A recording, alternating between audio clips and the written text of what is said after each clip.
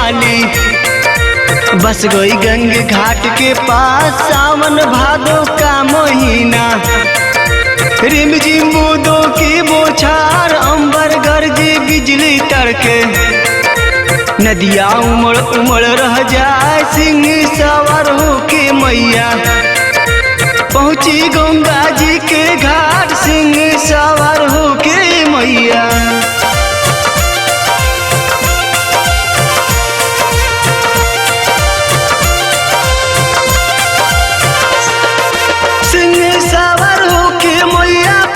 गंगा जी के घाट। प्यारा मुखड़ा चांद सा टुकड़ा, ओठों पर लियो मुस्कान। कोयल देख बोल मिठ बोली, मोर पंख पर नाच दिखाए। तिरछी भोहे कोमल नैना, माँ का रूप कहा ना जाए। माने रूप धरा कन्या का, देवता देख फूल बरसाए। माने रूप धरा कन्या का।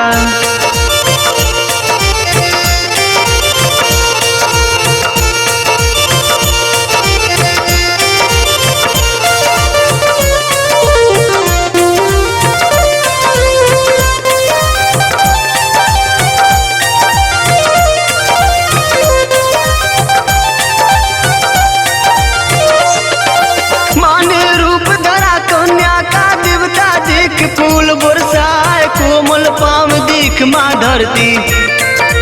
रूसा घास दियो उगाए, कोमल पाम मैया जब धारे। झुन झुन पाँव पैजनिया बाज, पहुँची माँ गंगा के तीरे। गंगा पाम छुअन उमड़ाए, दूर दूर माँ देख रही है। कोई मानुष ना दिखलाए, दूर दूर माँ देख रही है।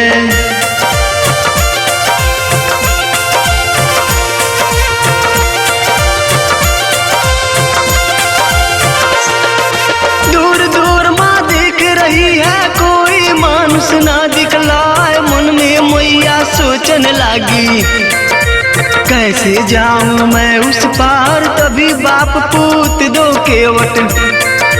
माँ शारदा को गयो दिखाए, कोमल वचन बोली है मैया। भैया सुनियो ध्यान लगाए, भैया मेरी बात सुनो तुम। अपनी नौआ जल्दी लाओ, भैया मेरी बात सुनो तुम।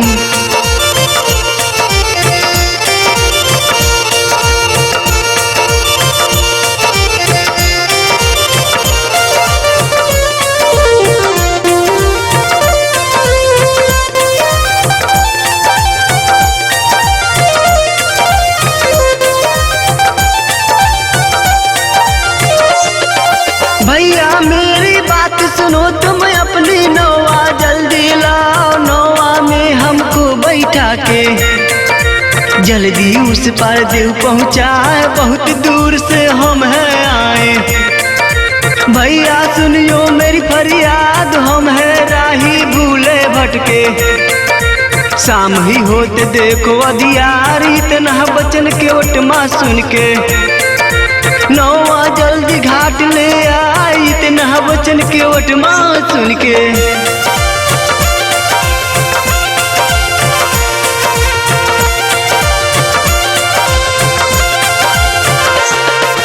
इतना वचन के ओटमा सुन के नौआ जल्दी घाट ले आए। माती शारदा नौआ बैठी, नौआ के वट दियो चला। एक भाग बीता, दो भाग बीता, तीसरा भाग बीत ही जा, चौथा भाग बीतने वाला। केवट बाप पूत लड़ जाए, जिनकी बुद्धि मारी जावे।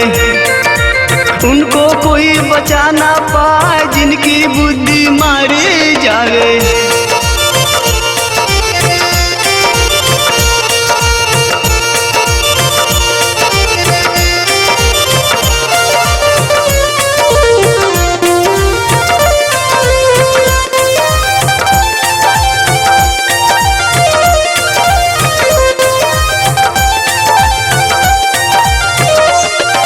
जिनकी बुद्धि मारी जावे, उनको कोई बचा ना पाए। वही हाल दोनों केवट की, भैया सुनियो ध्यान लगाए, माँ केवट से बोल रही है।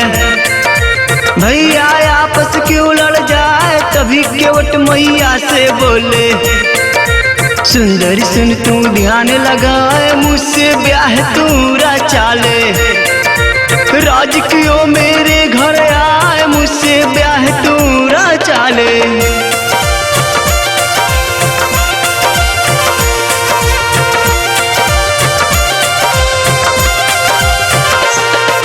मुझसे ब्याह तूरा चाले, रानी लो मैं तुझे बनाए, कोई चीज कमी ना पई हो। राज क्यों मेरी घर आई, इतना वचन केवट माँ सुन के क्रोध के मारे लाल हो जाए, बिजली तड़के अंबर गरजे, नदिया उमड़ उमड़ रह जाए, क्रोध के मारे बनी माँ ज्वाला।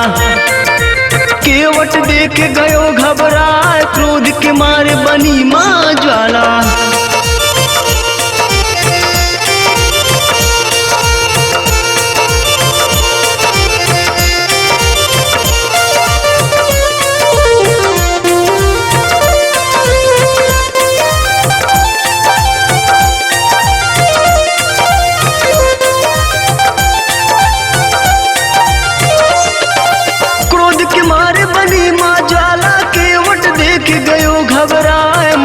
केवट सोचन लागे, इत हई शारदा माँ, हाथ जोड़ केवट माँ बोला, मैया गलती की ओ माँ, अनजाने में हुई है गलती, मैया क्षमा की ओ मैया।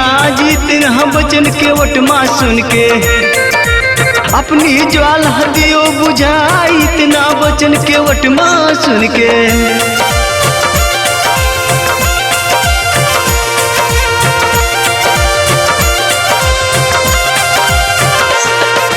इतना वचन केवट माँ सुन के अपनी ज्वाला दियो बुझाए, माँ केवट से बोल रही है, बेटा सुनियो ध्यान लगाए, अंतकाल तूने माँ बोला, गलती माफ क्यों मोहि जाए, हाथ जोड़ केवट माँ बोला, मैया ऐसा कियो उपाय, अपने चरणों में मेरी मैया, मुझको सेवक ले मनाए, अपने चरणों में मेरी मैया।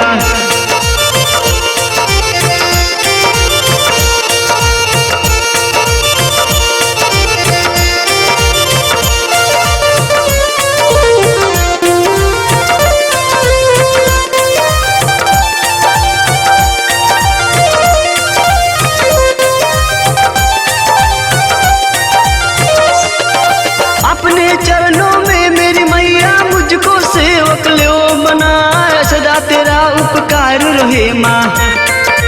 मैया सुनियो मेरी फरियाद, इतना वचन केवट माँ सुन के ओठों पर लियो मुस्कान, केवट संग मानवा डूबे, जिसका बेग कहा ना जाए, सिंह सवार होके मैया, पत्थर एक शिला बन जाए, सिंह सवार होके मैया।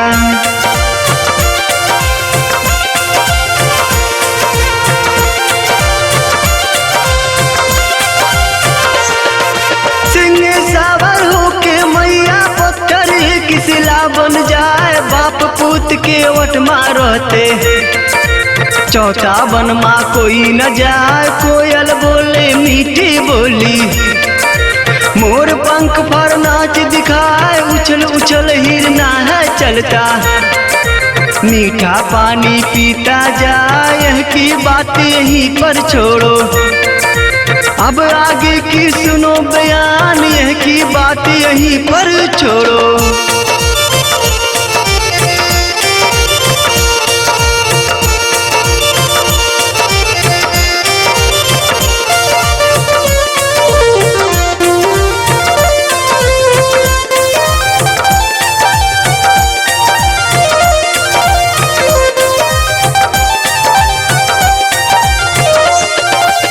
की बात यहीं पर छोड़ो, अब आगे की सुनो बयान, हस्तिनापुर के दूते राजा, पांडव और कौरव कहलाए, पांडव राज मांगे कौरव से।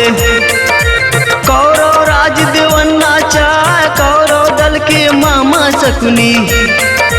जो दुर्योधन का कहलाए, शतरंज का बड़ा खिलाड़ी।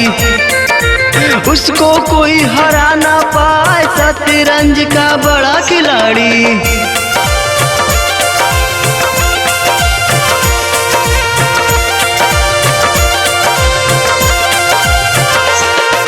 शतरंज का बड़ा खिलाड़ी, उसको कोई हरा ना पाए। शर्त रख दियो है पांडव से। भैया सुनियो ध्यान लगाए, 12 वर्ष अज्ञात रहो तुम। हमको तुम लोग ना दिखलाए, 12 वर्ष बीत दिखलई है। जान मार का दंड दिलाए, हमसे अगर तुम बच जइहो। आधा राज तुम्हें मिल जाए, हमसे अगर तुम बच जइहो।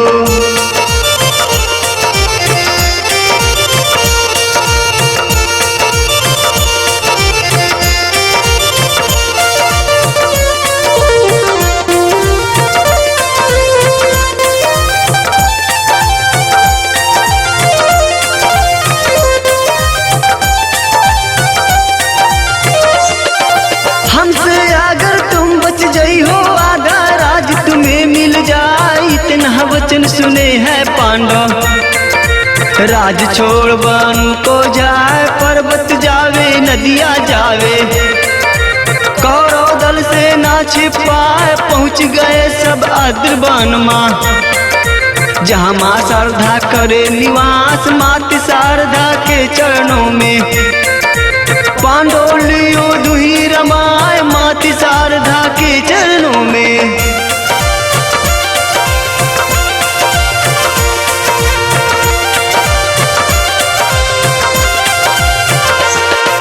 मात शारदा के चरणों में पांडव लियो दुही रमाए। पांचों भैया मिलजुल वहाँ पूजा पाठ करे दिन रात। कौरव दल सब ढूंढ रहे हैं, अद्रवन कोई पहुँच न पाए। अद्रवासिनी माँ की नगरी, पांडव करे पूजा दिन रात। 1 वर्ष बीता, 2 वर्ष बीता, 12 वर्ष बीत ही जाए। 1 वर्ष बीता, 2 वर्ष बीता।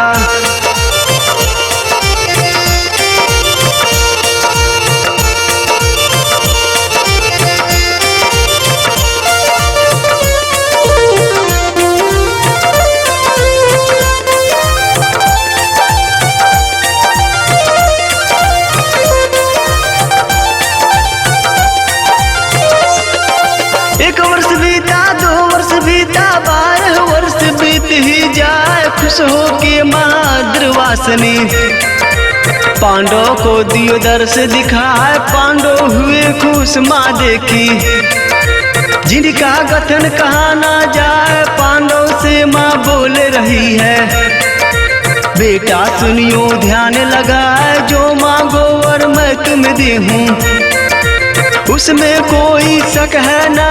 जो मांगो वर मैं तुम्हें देहूँ।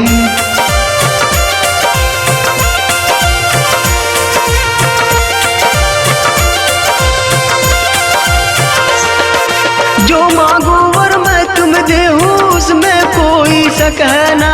पांडव दल के बड़े जो भैया, जो युधिष्ठिर ही कहलाए। हाथ जोड़ मैया से बोले, मैया जीवन धन मुहियाज। तेरो दर्श मिले हम सबको, इससे बढ़ के कुछ भी ना। जो तेरे दिल में इच्छा हो माँ, हमको वरदान दे मुहियाज। जो तेरे दिल में इच्छा हो माँ।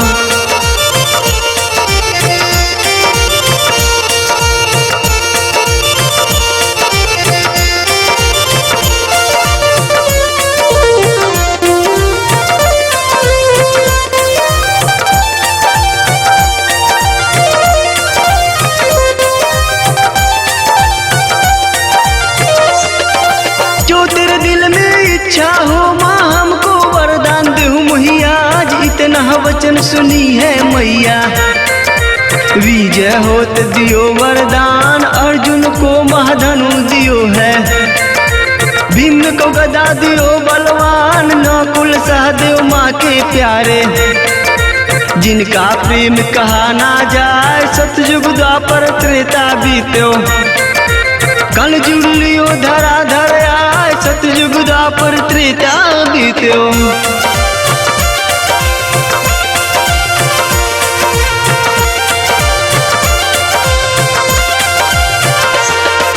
सतयुग द्वापर त्रेता बीत्यो, कल जुग लियो धरा धर आए। ग्वाला गाँव चराने गयो, पहुँच गयो उस वन में जाए, जिस वन में वह गंगा बहती।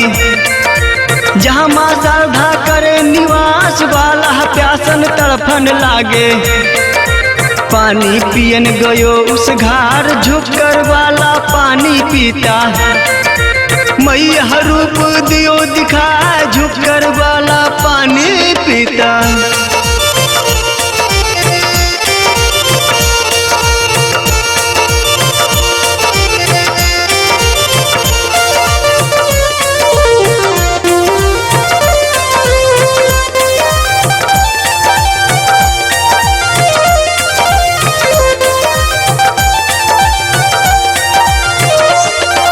झुककर ग्वाला पानी पीता, मैया रूप दियो दिखाए। डर गए ग्वाला रूप माँ देखी, उसको कुछ भी समझ ना आए। डर के हमारे ग्वाला भागे, पहुँच गए गाँव में आए। सारी बात गाँव में कहता, गाँव के लोग दौड़ते आए। ग्वाला के संग गाँव के वासी पहुँचे गंगा जी के घाट, ग्वाला के संग गाँव के वासी।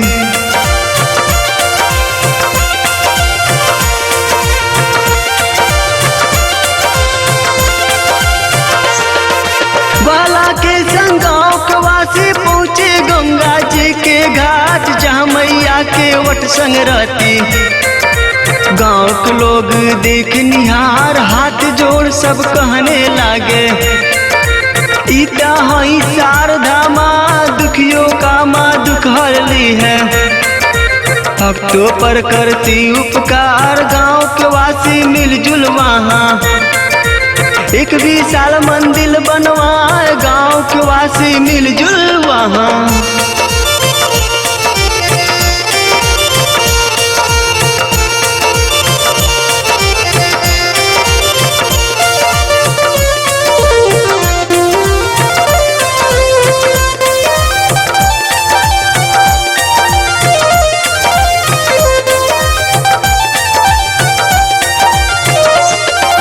गाँव के वासी मिलजुल वहाँ, एक विशाल मंदिर बनवाए। नाम रख दियो अद्रवासनी, जो लहरा मंदिर कहलाए। दूर दूर से माँ भक्तों की लंबी लाइन लगती जाए, जो मांगे सच्चे माँ दिल से। मनोकामना पूर्ण हो जाए, माँ की सच्ची कथा सुनावे। गौरी शंकर वरमायाज माँ की सच्ची कथा सुनावे। जिसको वरमा सबको आज, भैया सुनियो ध्यान लगा।